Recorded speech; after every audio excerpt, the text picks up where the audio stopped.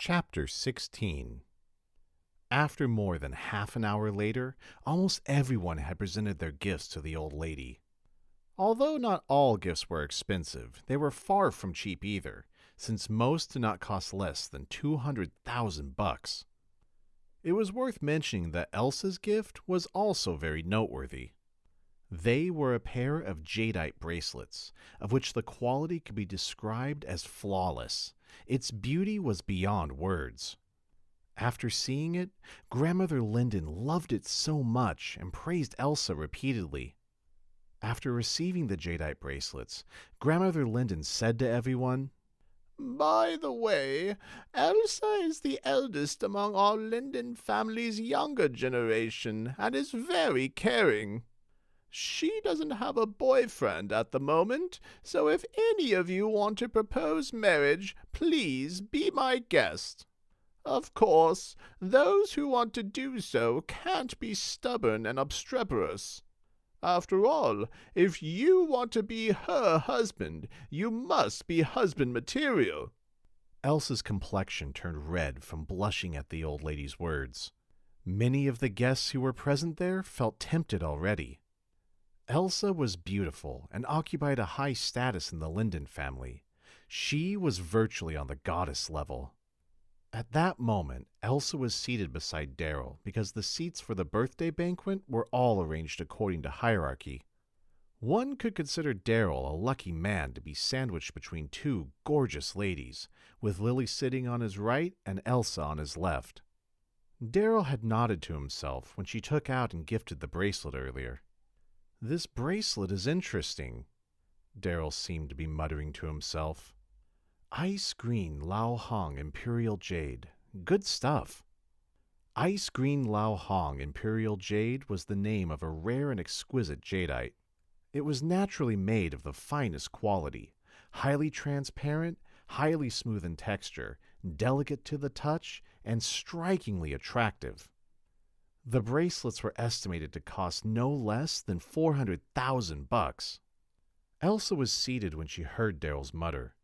Her eyebrows furrowed, and she could not help but turn to look at him.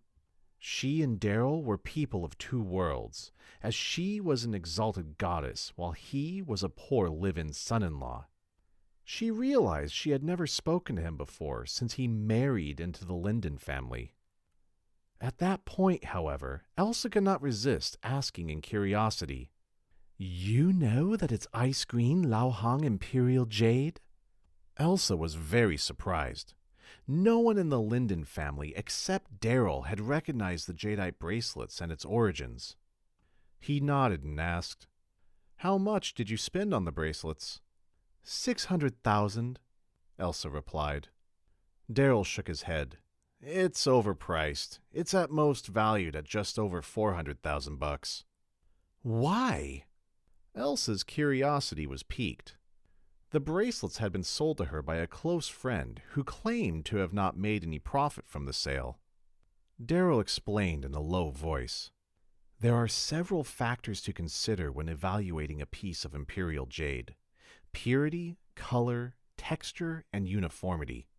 Your bracelet is satisfactory in the first three criteria, but the problem lies in its uniformity.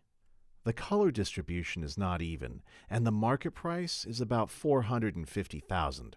If you bought it from an acquaintance, then it should sell for 400,000 at most. If it exceeds that price, then the person has made a profit from you. Elsa stared at Daryl without blinking. Even an expert would not dare to make such conclusive statements. Daryl was nothing but a loser in everyone's eyes, yet he still knew such things? "Granny Linden, here's my gift!" "Granny Linden, here's my gift!" A young man in his early 20s stepped forward. The young man was the eldest grandson of the White family, named Zachary White. When he opened his gift box, most of the guests were stunned seeing what was inside. It was a check. 1,314,520. Although that number played on the Chinese homonym of "I'll love you for the rest of my life," his gift was a little unconventional, especially when it was a sum of more than 1 million. "Granny, I'd like to propose to Elsa today. I've admired her for a very long time, Zachary said clearly. Gasp! Everyone's attention converged on Elsa in an instant. At that moment, she was in the midst of a discussion with Darryl about the jadeite, and the two of them were seated close to each other. Zachary could not hold himself. He had proposed marriage to Elsa, but she was chatting away with Darryl in full swing. So be it if she chatted with someone else, but Darryl was a well-known loser. Step away from Elsa! An infuriated Zachary pointed to Darryl and bellowed. Darryl responded with a faint smile. Before he could speak, Elsa stood up. Granny, I'll have to give this marriage proposal some thought. Far too many people were present there, and Elsa could not just reject Zachary outright. He may have a shrewd mind and excelled at doing business, but he was narrow-minded and was not her type. The old woman understood her at once and said with a smile, Our two families can discuss your proposal when the banquet is over. Zachary glared at Darryl with reddened eyes. It was love at first sight when Zachary first saw Elsa. She was the aloof kind of woman who was hardly seen conversing with someone of the opposite gender. It was inevitable that Zachary would get angry at the sight of her chatting away happily with Darryl. Granny, Ashton is here, someone said. Everyone looked toward the door. Dressed in a suit with his hair slicked back, Ashton seemed to be brimming with energy. He held a long box in his hand and walked over quickly. Ashton, the old lady greeted with a smile. Rumors had it that Ashton had prepared an amazing gift and wanted to propose to Lily. Everyone stared at his box without blinking, their curiosity having been aroused some time ago. It was said that his gift would appeal greatly to Grandmother Linden, so the question was, what gift could give him such confidence? Ashton bowed slightly. He looked glamorous and suave, but the truth of the matter, which only he was privy to, was that he had reached the end of his road. The Darby clan had stripped him of his livelihood and chased him out of the company. He had used up whatever remaining funds to buy a good suit and attend the birthday banquet. He could only succeed today. Granny, I have something to say, and I'd like to be straightforward about it, Ashton slowly began. I fell in love with Lily at first sight, but she married a loser. Even after 3 years of marriage, Donghai City continues to treat this marriage as a joke. She's already endured enough, and I can't bear to see her suffer any more. No matter what happens today, I'd have to express my thoughts. Ashton took a deep breath. I want to marry Lily. Whoa. The crowd burst into a heated discussion as soon as he said that. Was it not a bit too direct, though? He did not even show the slightest bit of respect toward Darryl. Then again, why was there even a need to respect a piece of trash like Darryl? It was not like anyone was afraid to offend him. In the past few years, the only person I've been thinking about was Lilybud, Ashton continued. I'm willing to give up everything for her. For so many years, I've only managed to amass $30 million worth in assets with my effort.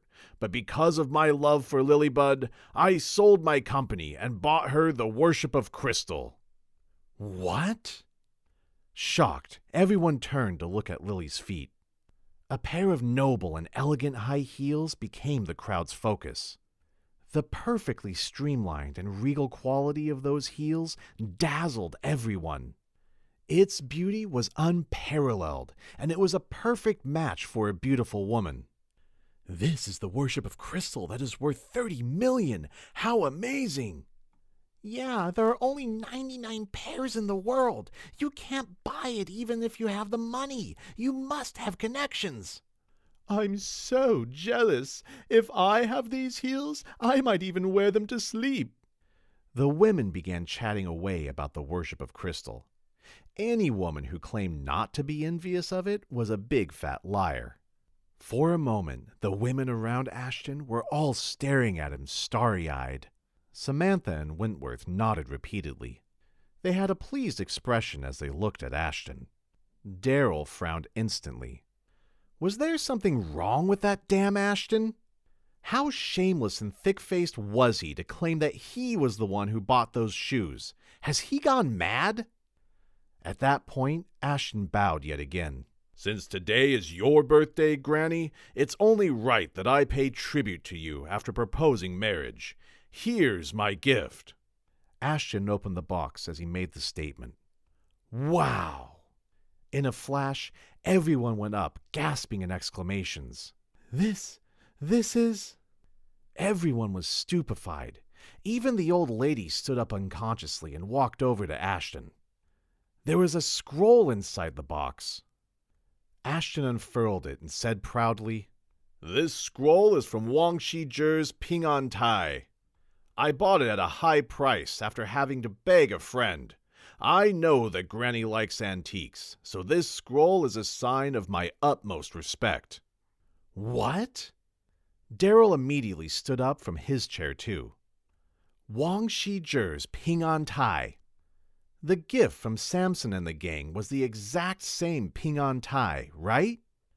It stood to reason that Samson, Wayne, and the others would never dare to give him a fake.